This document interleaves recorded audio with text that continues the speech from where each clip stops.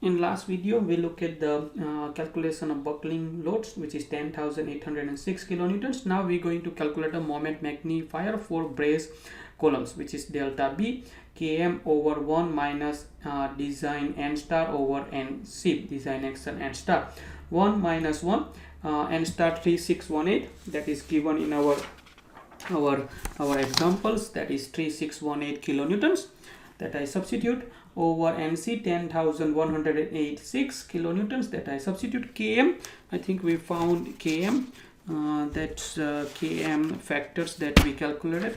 Km was 1, that I substituted here.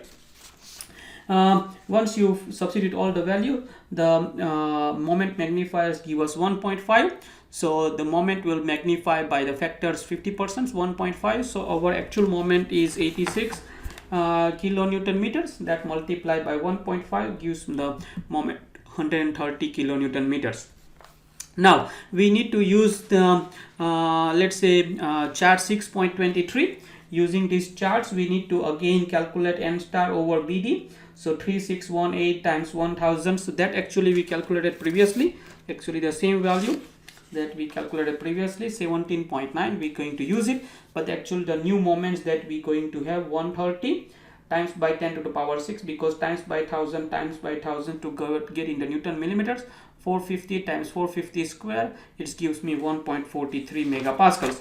So if I use the ruler again, there was an 18 and 1.4. so if you draw the line here 1.4 and you have 18 here, for this one you can read the reinforcement ratio is equal to 0.035. so that is 0.01, 0.03 and 0.035. so it's about here somewhere. That will be give you 0.035 reinforcement ratio from this design chart. So if you know the reinforcement ratio is equal to the reinforcement over the gross area. So that is 0.035 times by 450 times by 450, that is 450 by 450, 7088 millimeter square. For 7088 millimeter square, we have 4N36 and 4N32. So we can have a N36 bar. We can take 4N36 bar, which is 4080 millimeter square, and we can take 4N32 bar, which has 32160 millimeter square. So the total area would be 7296, which is more than 7088 millimeter square. So that is okay. Now for closed 10 points, now we're going to find the spacing for this area.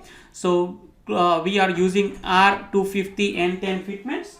We are using R250 N10 fitments.